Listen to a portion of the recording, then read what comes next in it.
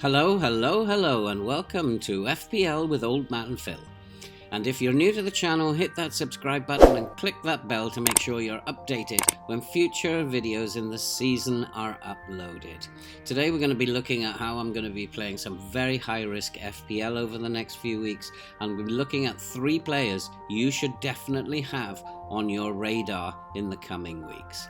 But let's have a look at the problems that I've got to begin with. Well, immediately you can see with the Lukaku injury in midweek, I need to do something about that for the coming game week. And also, I don't like the double up with the Manchester City defenders, and I also need to sort that out, as well as finding cover on the bench, as I am going to continue playing 4-3-3 probably up to Christmas, so Williams needs to go as well. Also, I do need to look at my midfield, and so we're going to be taking some hits over the next few game weeks, which we can afford to do. And the reason that we can afford to do that is because we are sitting in 81k, and that is much better than anticipated for this time in the season. This is how I want my squad to look by the end of game week 12, and so that's why we're going to be taking a few hits, and there is nothing wrong with taking hits at this stage in the season when there are still 30 odd game weeks still left to play. And as you can see from that squad, that will give me cover in every area and produce a team each week that will have relatively easy fixtures. And so for game week 9, I'm planning to make 2 changes to get to where I want to be, and one of them might surprise you. And I will bring Kane in as a replacement for Lukaku, and then I'm going to, the surprising move will be to replace Williams with Livramento. Now, he probably won't sit on the bench as it looks there, and he'll probably come into the side for Cody. He has a slightly better fixture than Cody, and Cody will be benched and Livramento will play. And so that will be it for game week 9. I plan, because I'm taking hits, I plan to look for a differential captain, and so I won't be going with the majority with Salah. I'm going to actually captain Kane this week and hope that that pays off. 3 players that you need to have on your radar, and the first one is Yuri Tielemans of Leicester. Now, all the experts are saying don't touch him, but I believe that at 6.4 he is a good budget priced midfielder. He has some great fixtures coming up all the way up to game week 18, and so may well find his way into my team if his current form continues to improve. At the moment, he's 17th in the ICT threat index, and his current form is 6 with 2 goals and 2 assists. I think he's worth keeping an eye on. As well as Bowen of West Ham. Antonio and Benrahma I was fortunate to have at the beginning of the season, and has got me probably to this 81k ranking.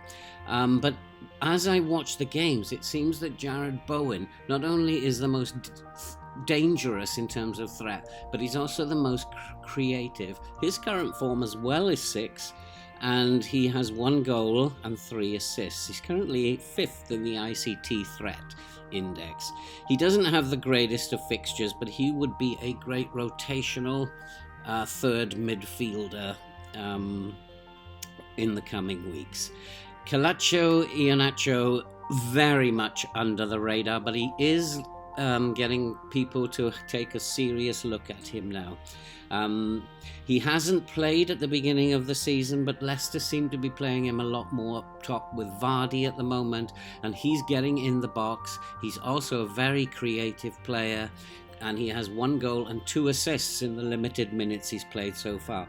If Leicester continue to play him, his price of 7 looks like a steal at the moment to me, and again, some very nice fixtures coming up. Okay, moving on to my score predictions for this week. Arsenal, Aston Villa. I think Arsenal will win that, and I think comfortably. I'm going to go for a 3-1 scoreline and hope Aubameyang does the business. Chelsea, I think, will beat Norwich, but I don't think it will be as comfortable as once thought. I'm going to go 2-0. And I think Crystal Palace will beat Newcastle, and Everton and Watford, I can't separate them, so I'm going to go for a 1-1 draw. Leeds and Wolves the same, I can't really separate them, so I'm plumping for 1-1. And I think Southampton should beat Burnley, so I'm going to go 2-0 for Southampton, which is why I'm thinking of bringing Livramento in. Brighton and Manchester City will win that, but Brighton's defence is good. I'm just going for a 2-0 Manchester City victory.